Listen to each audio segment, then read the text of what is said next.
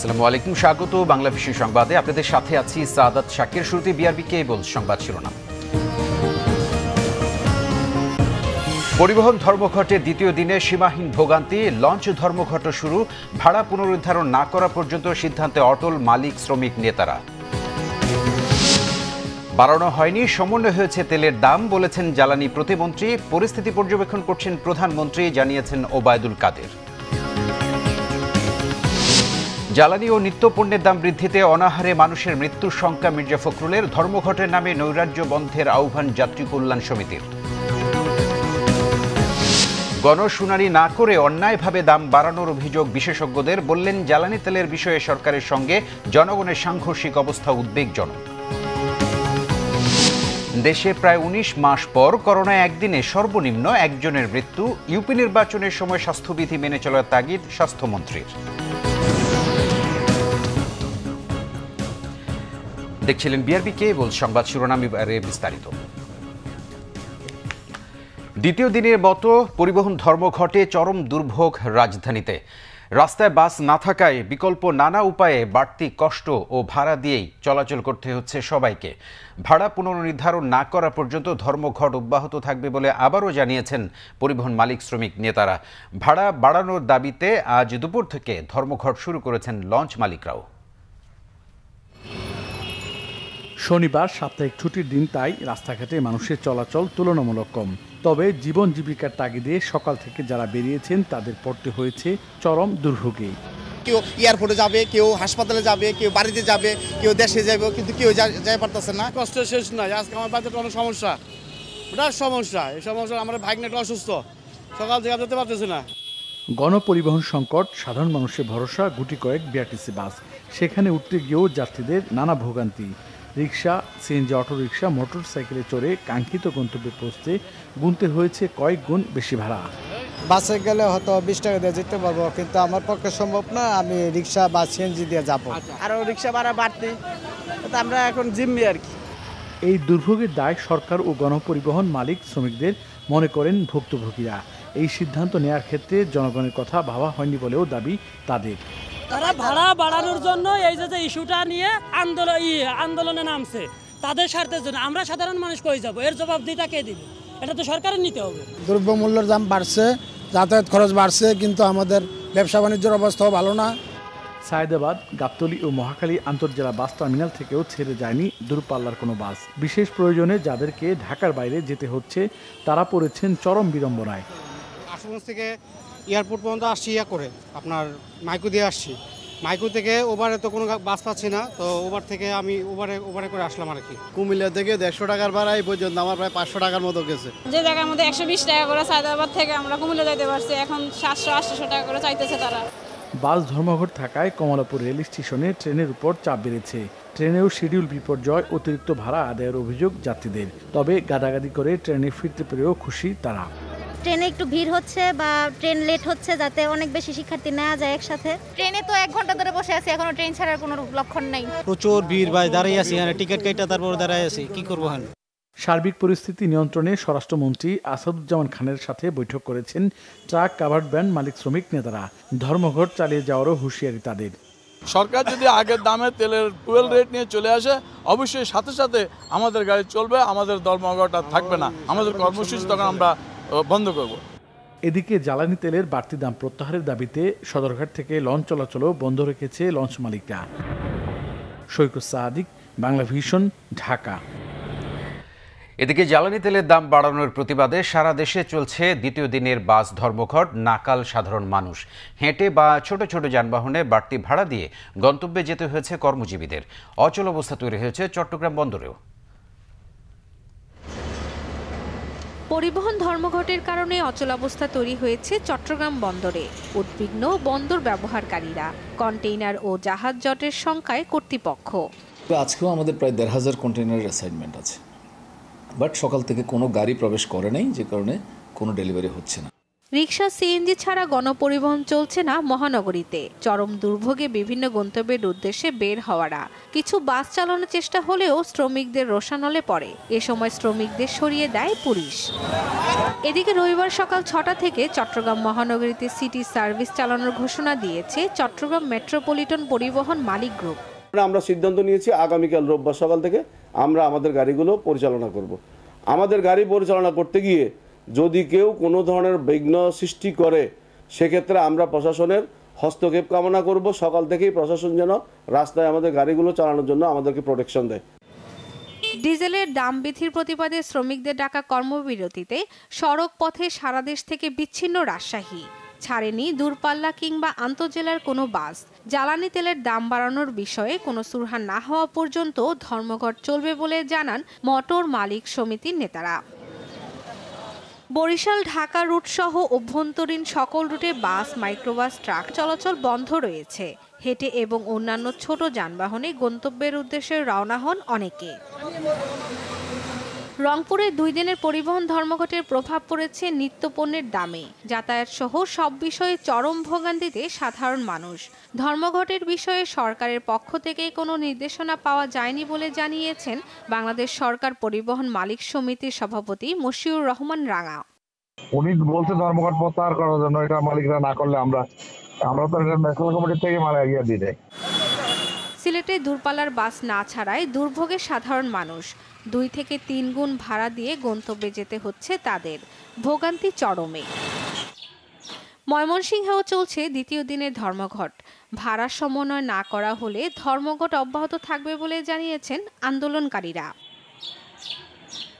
ধর্মঘটের কারণে গাজীপুর থেকে ঢাকা ময়মনসিংহ ও ঢাকা টাঙ্গাইল মহাসড়কে দূরপাল্লার যানবাহন বন্ধ রয়েছে। এতে কর্মস্থলে ফিরতে গিয়ে বিপদে পড়েছেন হাজার হাজার মানুষ। এদিকে পরিবহন ধর্মঘটের কারণে দুর্ভোগে পড়েছে খাগড়াছড়ির পর্যটকরা।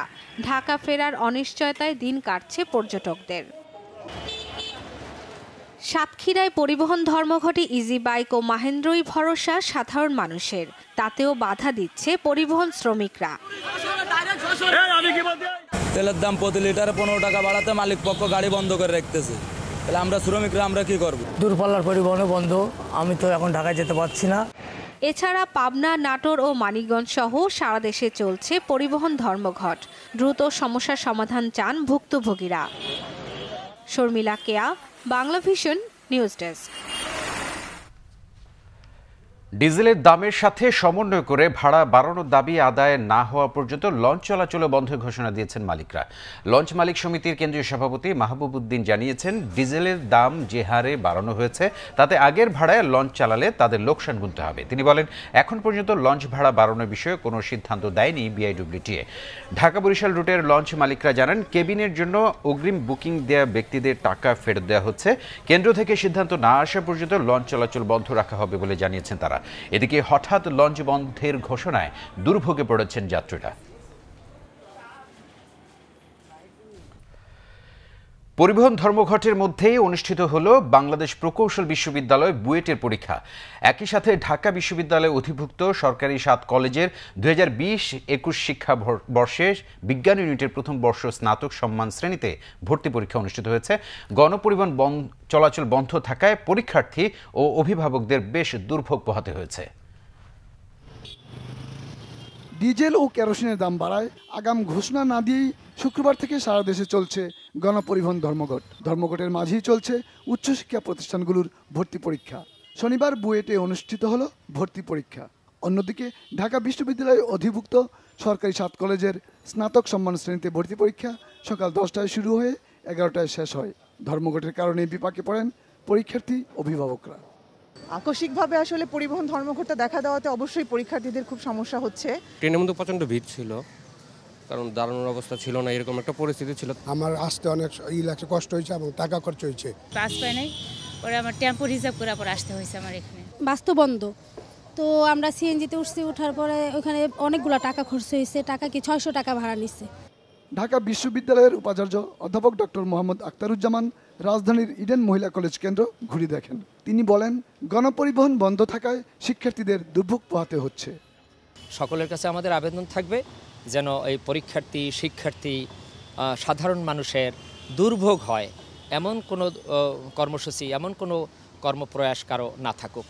এদিকে পরিবহন ধর্মঘটের কারণে জাহাঙ্গীরনগর বিশ্ববিদ্যালয়ের এ ইউনিটের 7 ও 8 নভেম্বরের ভর্তি পরীক্ষা পিছিয়ে 20 ও 21 নভেম্বর পুনর্নির্ধারণ করেছে কর্তৃপক্ষ।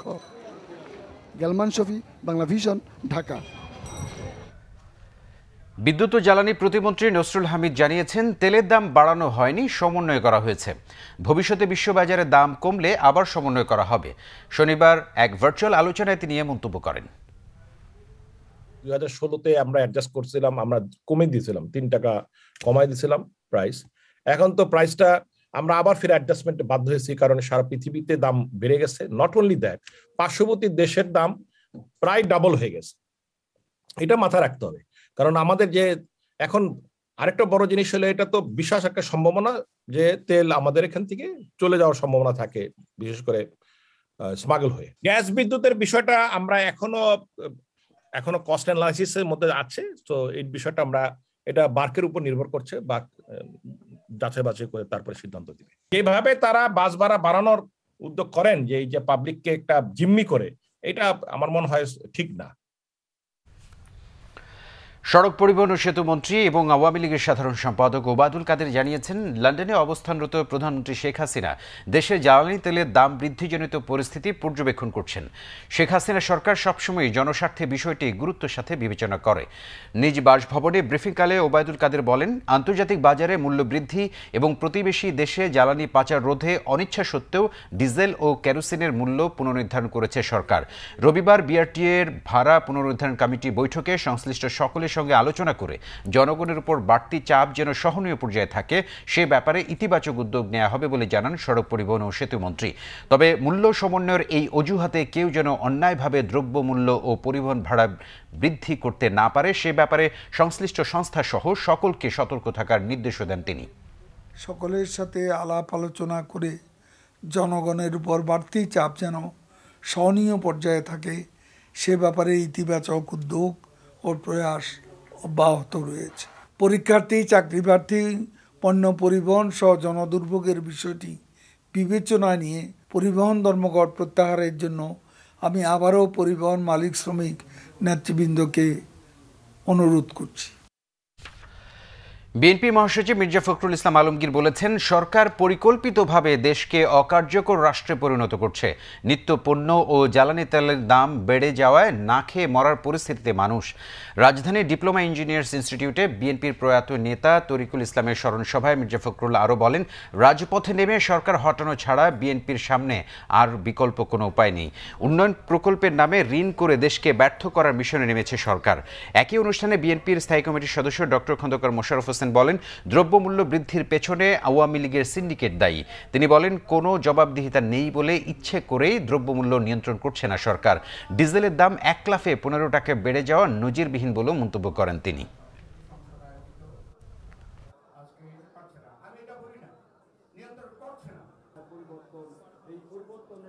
তারা পরিকল্পনা করেছে যে বাংলাদেশকে তারা অকার্যকর রাষ্ট্রে পরিণত করবে, তারা একটা নত জানু রাষ্ট্রে পরিণত করবে। 1 টাকা 2 টাকা বাড়লে হয়, 15 টাকা করে পার লিটারে বাড়িয়ে দিয়েছে। মানুষ যাবে কোথায়? একদিকে তার জিনিসপত্রের দাম বাড়ছে হু হু করে, অন্যদিকে এখন আবার বাড়িয়ে দিল এই জ্বালানির দাম, ফলে কি হবে? আরও দ্বিগুণ বাড়বে। সাধারণ মানুষ কোথায় যাবে? সাধারণ মানুষের তো এখন না খেয়ে অপুষ্টিতে ভুগে মৃত্যুবরণ করার মতো অবস্থা হয়ে গেছে। 15 টাকা ডিজেলের দাম বৃদ্ধির হিসেবে প্রতি কিলোমিটারে 15 পয়সার বেশি ভাড়া না বাড়ানো এবং পরিবহন ধর্মঘটের নামে পরিবহন মালিকদের নৈরাজ্য বন্ধ করার আহ্বান জানিয়েছে বাংলাদেশ যাত্রী কল্যাণ সমিতি। শনিবার সকালে ঢাকা রিপোর্টার্স ইউনিটিতে সংবাদ সম্মেলনে এই আহ্বান জানান সমিতির মহাসচিব মোজাম্মেল হক। সংবাদ সম্মেলনে সংগঠনটির মহাসচিব বলেন, বিশ্ববাজারে জ্বালানি তেলের দাম কম থাকায় সরকার উচ্চ হারে তেল বিক্রি করে গত 6 বছর ধরে একচুটিয়ে মুনাফা করেছে। এতে সরকার প্রায় 63,000 কোটি টাকার বেশি আয় করেছে। অথচ মাত্র 5 মাস ধরে জ্বালানি তেলের মূল্য বৃদ্ধির কারণে দেশের মানুষের এই কঠিন দুঃসময়ে 23% মূল্য বৃদ্ধি করা আত্মঘাতী সিদ্ধান্ত। জ্বালানি তেলের বর্ধিত মূল্য প্রত্যাহার করে পরিবহন ধর্মঘটের নামে নৈরাজ্য বন্ধের দাবি জানানো হয় সংবাদ সম্মেলনে। অনতিবিলম্বে জ্বালানি তেলের বর্ধিত মূল্য প্রত্যাহার করে এহেন পরিবহন ধর্মঘটের নামে পরিবহনের নৈরাজ্য থেকে দেশের যাত্রী সাধারণ ও জনগণকে মুক্তি দিতে আমি সরকার ও সংশ্লিষ্টদের প্রতি উদাত্ত আহ্বান জানাচ্ছি। ৬৮ টাকা লিটারের ডিজেল কমিয়ে ৬৫ টাকা করা হয়েছিল। তখন ৩ টাকা কমানোর কারণে ৩ পয়সা ভাড়া কমানো হয়েছিল। যদি ৩ টাকায় ৩ পয়সা কমে তাহলে ১৫ টাকায় ১৫ পয়সার বেশি বাড়ার কথা নয়। তেলের দাম বাড়িয়ে সরকার জনগণের সাথে অন্যায় করছে বলে মন্তব্য করেছেন গণস্বাস্থ্যের প্রতিষ্ঠাতা ডাক্তার জাফরুল্লাহ চৌধুরী। সকালে কেন্দ্রীয় শহীদ মিনারে সাঁওতাল হত্যা দিবস উপলক্ষে আলোচনা সভায় তিনি কথা বলেন। তেলের দাম বাড়ানোয় জনগণের যে ভোগান্তি হচ্ছে তা থেকে সরে আসতে সরকারের প্রতি অনুরোধ করেন ডাক্তার জাফরুল্লাহ চৌধুরী। সরকারের এমন সিদ্ধান্ত জনগণ কখনো ক্ষমা করবে না বলেও মন্তব্য করেন তিনি। অনুষ্ঠানে গণসংহতি আন্দোলনের আহ্বায়ক জোনায়েদ সাকি বলেন, বিনা ভোটে নির্বাচিত হওয়ার কারণেই সরকার তেলের দাম বাড়াতে পেরেছে। এমন অন্যায়ের বিচার একদিন হবেই। সেই কারণের জন্যই জমি না কবরে বসে আমাদের সবাইকে দোয়া জ্বালানি তেলের বিষয়ে সরকারের সঙ্গে জনগণের সাংঘর্ষিক অবস্থাও উদ্বেগজনক উল্লেখ করে জ্বালানি বিশেষজ্ঞ বদরুল ইনাম বলেন, আন্তর্জাতিক বাজার থেকে তেল কিনে গত ৬ বছর বাংলাদেশ পেট্রোলিয়াম কর্পোরেশন লাভ করেছে। শুল্ক কমানো বা প্রত্যাহার করলে তেলের দাম বাড়ানোর প্রয়োজন নেই। কনজিউমার্স অ্যাসোসিয়েশন অব বাংলাদেশের জ্বালানি উপদেষ্টা অধ্যাপক শামসুল আলম বলেন, গণশুনানি না করে অন্যায়ভাবে সরকার তেলের দাম বাড়িয়েছে। মূল্য স্থিতিশীল তহবিল গঠন করে এই সমস্যার সমাধান সম্ভব বলেও মন্তব্য করেন তিনি। জ্বালানি তেল, কেরোসিন ও ডিজেলের মূল্য লিটার প্রতি ১ লাফে বেড়ে দাঁড়িয়েছে ৮০ টাকা। অথচ শ্রীলঙ্কা ও মালয়েশিয়াতে ডিজেল ও কেরোসিনের দাম কম, যথাক্রমে ৫০ ও ৪৮ টাকা। নভেম্বরের ১ তারিখে আন্তর্জাতিক বাজারে প্রতি ব্যারেল ক্রুড অয়েলের দাম ছিল ৮৪.০৫ মার্কিন ডলার। এটাকে গড় ধরে এবং প্রিমিয়াম গড়ে $২.৫ ধরলে চট্টগ্রাম বন্দর পর্যন্ত প্রতি লিটার ডিজেলে খরচ হয় ৪৮ টাকা। এরপর মাদার ভেসেল থেকে ছোট জাহাজে করে ERL-এ নেয়ার পর বিতরণ কোম্পানিগুলোকে দেয়া পর্যন্ত লিটার প্রতি মূল্য দাঁড়ায় ৬৪ টাকা ৭৩ পয়সা। মাঝের ১৬ টাকা ৭৩ পয়সার মধ্যে বন্দর চার্জ, ডিউটি হ্যান্ডলিং কমিশন, শুল্ক সহ নানা চার্জ রয়েছে। এর মধ্যে ১০% ভ্যাট আর ২% ট্যাক্স রয়েছে, যা লিটারে আসে কম বেশি ৫ টাকা ৭৬ পয়সা। বিতরণ পর্যায়ে খরচ হয় ৪ টাকা। এর মধ্যে বিপণন কোম্পানির মার্জিন ৫০ পয়সা, বিপণন কোম্পানির পরিবহন ভাড়া তহবিল ৯০ পয়সা, বিপিসির তেল খাতের উন্নয়ন তহবিল ১০ পয়সা, ডিলারদের প্রতি লিটার পরিবহন খরচ ৫০ পয়সা, ডিলারদের অবচয় ৪ পয়সা, অপারেশন হ্যান্ডলিং ও অন্যান্য লস এবং ডিলারদের কমিশন ১ টাকা ৯৫ পয়সা। প্রতি লিটার ডিজেলে সরকার ভ্যাট ও ট্যাক্স বাবদ ১৭ টাকার বেশি নিয়ে যায়। অর্থাৎ ডিজেল ও কেরোসিনের ভ্যাট ট্যাক্স বাদ দিলে প্রতি লিটারের দাম পড়বে ৬৩ টাকা, যা আগের মূল্য থেকেও কম। বিগত ১ বছর বা তার কিছু বেশি সময় ব্যাপী বিশ্ববাজারে তেলের মূল্য অত্যন্ত নিম্নমুখী ছিল। এই সময় ব্যাপী বাংলাদেশ পেট্রোলিয়াম কর্পোরেশন তেল কেনাবেচা করে যথেষ্ট পরিমাণ লাভ করে। তেলের উপর যে শুল্ক সেটা যদি প্রত্যাহার করা হয় বা অন্তত কমিয়ে আনা হয় তাহলে তেলের দামটাও কমে আসবে। কনজিউমার্স অ্যাসোসিয়েশন অব বাংলাদেশ ক্যাবের জ্বালানি উপদেষ্টা বলেন, অন্যায়ভাবে সরকার ডিজেল ও কেরোসিনের দাম বাড়িয়েছে। বাড়াটাকে যদি আমরা দমাতে পারি, থামাতে পারি, প্রশমিত করতে পারি, কিভাবে পারি করতে, প্রাইস স্ট্যাবিলাইজ ফান্ড তৈরি করে, যে আমরা একটা নির্দিষ্ট সময় পর্যন্ত দাম বেড়ে গেলে আমরা ওখানে ভর্তুকি দেব, বাজারে দাম বাড়তে দেব না, প্রাইস কন্ট্রোল করব। আর উল্টা দিকে যখন দাম কমবে তখন দাম কমাবো না, ওই টাকাটা প্রাইস স্টেবিলাইজেশন ফান্ডে নিয়ে যাব। জনগণের দুর্ভোগ কমাতে ডিজেল ও কেরোসিনের বর্ধিত দাম প্রত্যাহারের আহ্বান জানান বিশেষজ্ঞরা। দীপন দেওয়ান, বাংলা ভিশন, ঢাকা।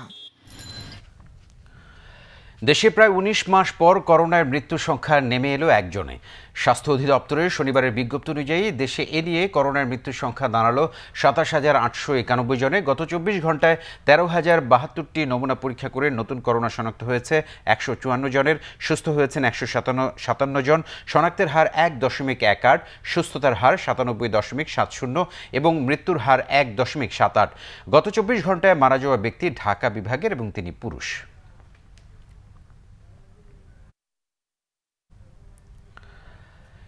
এদিকে সারা দেশে ইউপি নির্বাচনের সময় স্বাস্থ্যবিধি মেনে চলতে হবে বলে জানিয়েছেন স্বাস্থ্যমন্ত্রী জাহিদ মালেক। শনিবার দুপুরে মানিকগঞ্জের গড়পাড়ায় আয়োজিত অনুষ্ঠানে যোগ দিয়ে তিনি একথা বলেন। এ সময় স্বাস্থ্যমন্ত্রী বলেন, এখনও দেশে করোনা আছে, তাই ইউপি নির্বাচনের মাধ্যমে যাতে করোনা সংক্রমণ না বাড়ে সেজন্য স্বাস্থ্যবিধি মেনে চলতে হবে। যারা এখনও করোনা টিকা নেননি তাদেরকে দ্রুত টিকা নেওয়ার আহ্বানও জানিয়েছেন স্বাস্থ্যমন্ত্রী জাহিদ মালেক।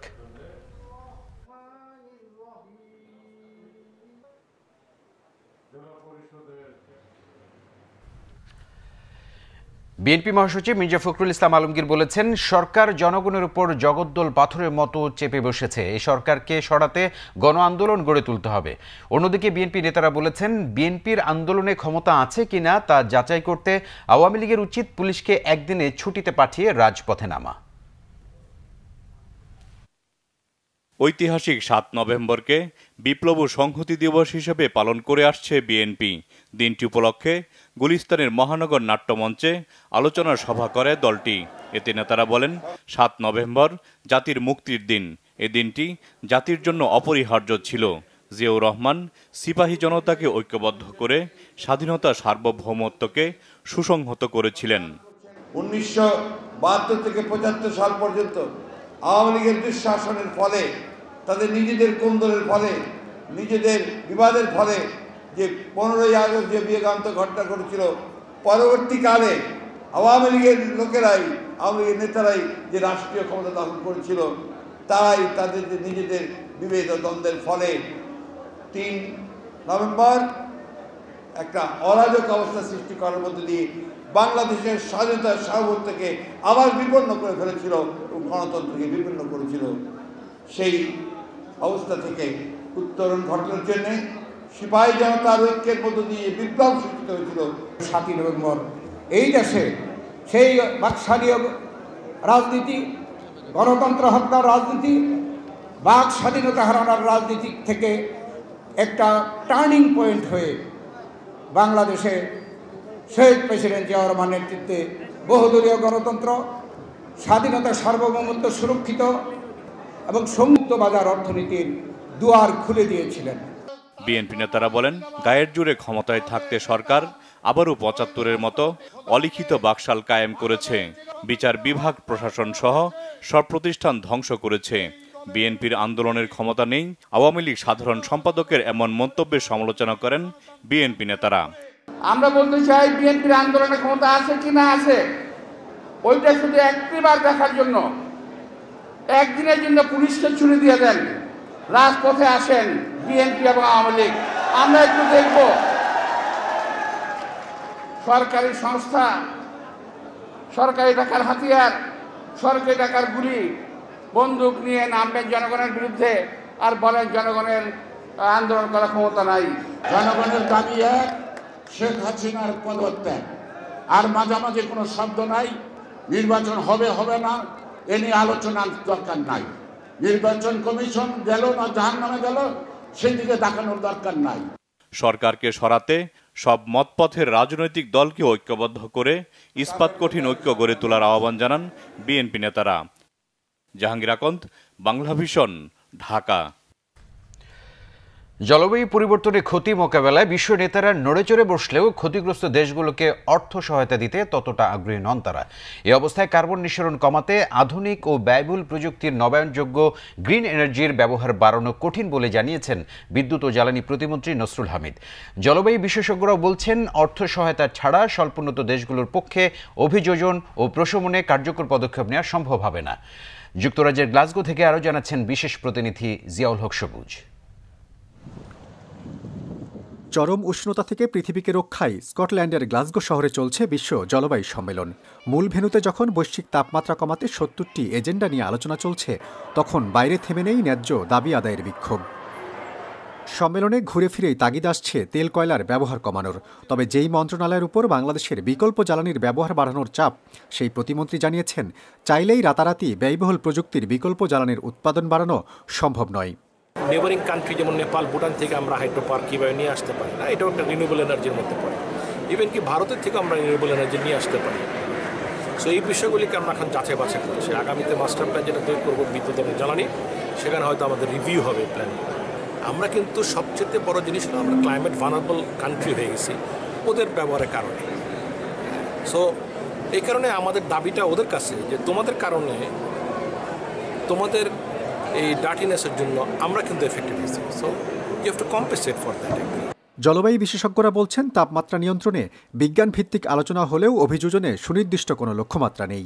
18% কার্বন নিঃসরণে ভূমিকা রাখা উন্নত দেশগুলোকে তাই জলবায়ু তহবিলের অর্থ ছাড়ের তাগিদ দেন তারা। $100 বিলিয়ন এখনো পড়েনি, কথা ছিল প্রতি বছর 100 বিলিয়ন হবে। আজকে 2021 সাল, 6 বছর হয়ে গেছে। তোমরা $5 বিলিয়ন ফেলো, সেইটা দিয়ে তাহলে আমাদের সরকার একটা পরিকল্পনা করতে পারবে। আমরা গ্রিন হাউস গ্যাস, আমরা কয়লা যে বন্ধ করে দেবো, প্রধানমন্ত্রী বলেছেন, বন্ধ করে আমরা অল্টারনেটিভ কী দেবো? আমি সৌর বিদ্যুৎ কোথায়, আমার তো অত জায়গা নেই এবং সেই বায়ু নেই। আমাকে যেতে হবে সমুদ্রের গভীরে গেলে সেটা হবে এবং সেটার জন্য বেশ পয়সা খরচ দরকার। পরিবেশ ও জলবায়ু বিশেষজ্ঞরা জানিয়েছেন, জলবায়ুর ক্ষতির শিকারে বিশ্ব নেতাদের দৃষ্টিভঙ্গির পরিবর্তন হলেও তা মোকাবেলায় তারা আন্তরিক নন। 196টা দেশ একমত হওয়ার কাজে যারা নেগোশিয়েট করবে তাদেরকে খুব ডিটেলস জানতে হয় এবং সিরিয়াসলি কাজ করতে হয়। তারা যে টাকাটা আপনাকে দেবে সেটা পেতে গেলে আপনার দেশে টাকাটা যুক্তিসঙ্গতভাবে খরচ করা হবে, তাতে স্বচ্ছতা আছে, তাতে অংশীদারিত্ব আছে, তাতে জবাবদিহিতা আছে। এই বিষয়ে দক্ষতা বাড়ানোর ব্যাপারেও আলোচনা হবে, প্রযুক্তি হস্তান্তরের ব্যাপারে সিরিয়াস আলোচনা হবে। ক্ষতিপূরণে জলবায়ু তহবিল থেকে অর্থ ছাড়ে দর কষাকষির পাশাপাশি অর্থ ব্যবহারে দক্ষতা বৃদ্ধির তাগিদ দিয়েছেন জলবায়ু বিশেষজ্ঞরা। জলবায়ুর পরিবর্তনের কারণে উন্নত বিশ্বে তেমন একটা প্রভাব না পড়লেও সবচেয়ে বেশি ঝুঁকিপূর্ণ অবস্থানে রয়েছে স্বল্পোন্নত দেশ, বিশেষ করে দরিদ্র দেশের শিশু এবং নারীরা। আর তাই বিশ্ব নেতাদের সমন্বিত পদক্ষেপে পারে গোটা পৃথিবীকে ঝুঁকিমুক্ত রাখতে, বাসযোগ্য করে তুলতে পারে গোটা বিশ্বকে। জিয়াউল হক সবুজ, বাংলা ভিশন, গ্লাসগো, যুক্তরাজ্য। নিম্ন থেকে মধ্যবিত্ত ঊর্ধ্বমূল্যের এই বাজারে নাভিশ্বাস সব শ্রেণীর মানুষের প্রয়োজনীয় পুষ্টিকর খাদ্য দূরে থাক, দুবেলা দুমুঠো খাবার জোগাড় করতেই হাঁপিয়ে উঠছেন অনেকে। নির্ধারিত বেতনের চাকরিজীবীরা পড়েছেন সবচেয়ে বেশি বিপাকে। টিসিবির তথ্য মতে বছর ব্যবধানে কোনো কোনো পণ্যের দাম বেড়েছে 54% পর্যন্ত। মরার উপর খাড়ার ঘা এলপিজি ও জ্বালানির ঊর্ধ্বমূল্য।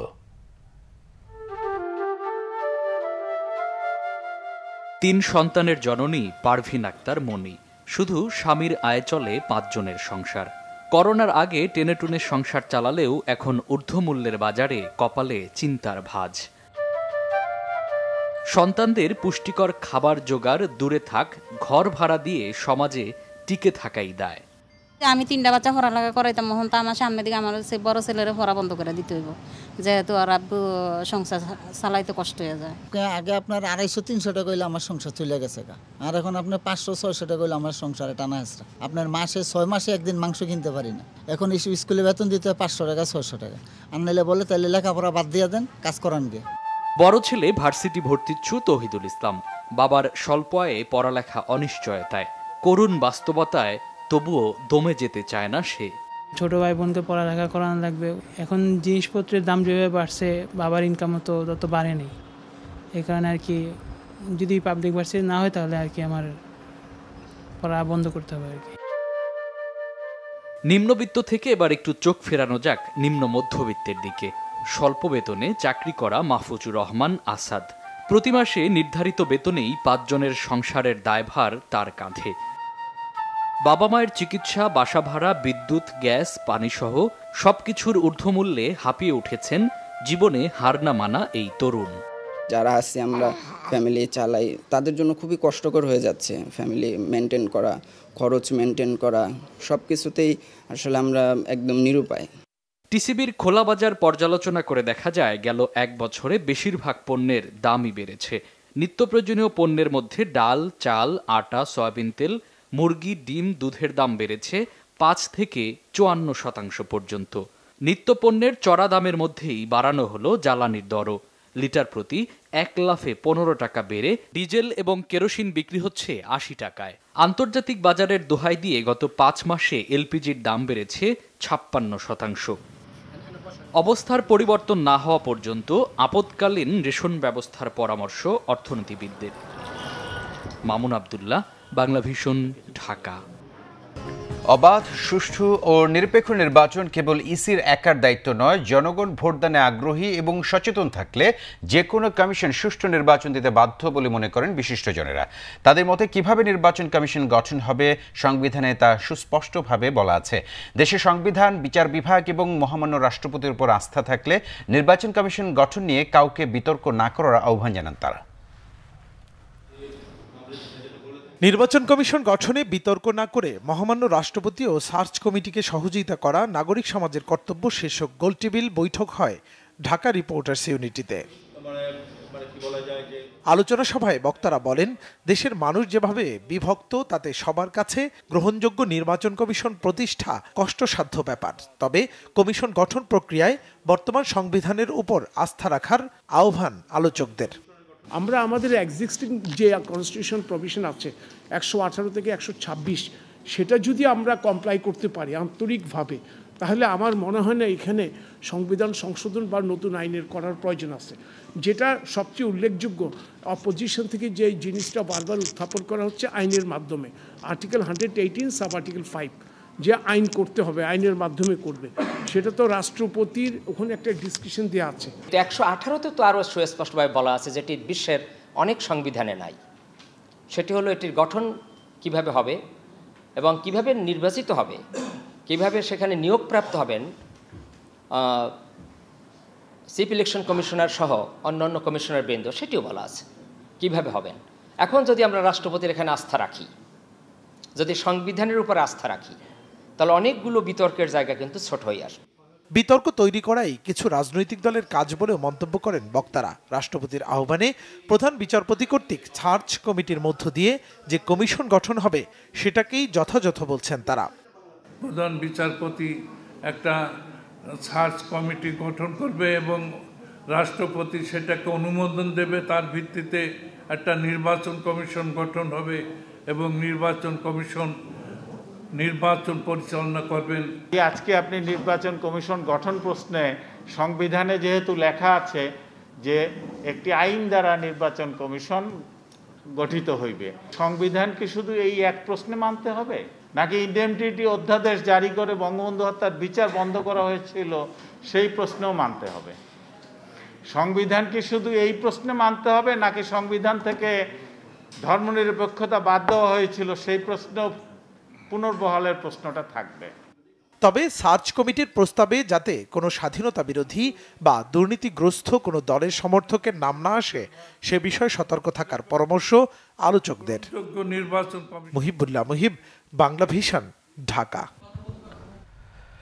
সরকারের রাজস্ব আদায় বাড়াতে বেসরকারি টেলিভিশন চ্যানেলগুলোকে দ্রুতই পে চ্যানেলের আওতায় আনার দাবি জানিয়েছেন টেলিভিশন ওনার্স অ্যাসোসিয়েশনের সহসভাপতি ও দেশ টিভির নতুন ব্যবস্থাপনা পরিচালক আরিফ হাসান।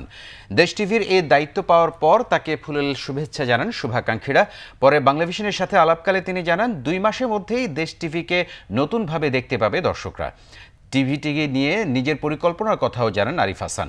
অ্যাডকোর সহসভাপতি জানান, ভারতে কোনো বাংলাদেশি চ্যানেল দেখাতে হলে 7 কোটি রুপি কোষাগারে জমা দিতে নির্দেশনা দিয়েছে সে দেশের তথ্য মন্ত্রণালয়। এই বিপুল পরিমাণ অর্থ খরচ করে বাংলাদেশে কোনো টেলিভিশন চ্যানেল ভারতে দেখানো সম্ভব নয়।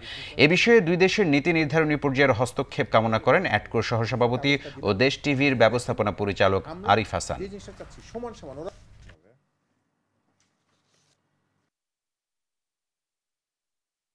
এই পে চ্যানেল হলে গভর্নমেন্ট প্রতি বছর 1700 থেকে 1800 কোটি টাকা আজকের দিনে রাজস্ব হারাচ্ছে। এই টাকাটা গভর্নমেন্টের অর্থনীতিতে, জাতীয় অর্থনীতিতে যোগ হবে।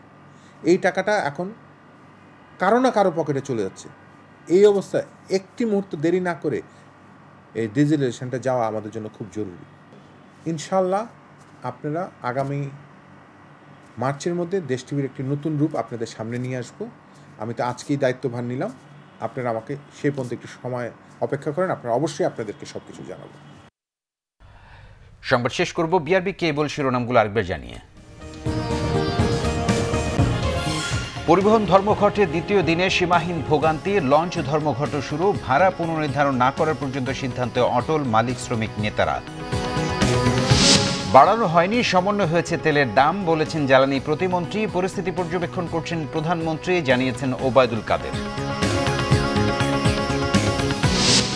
জ্বালানি ও নিত্যপণ্যের দাম বৃদ্ধিতে অনাহারে মানুষের মৃত্যুর সংখ্যা মির্জা ফখরুলের ধর্মঘটের নামে নৈরাজ্য বন্ধের আহ্বান যাত্রী কল্যাণ সমিতির।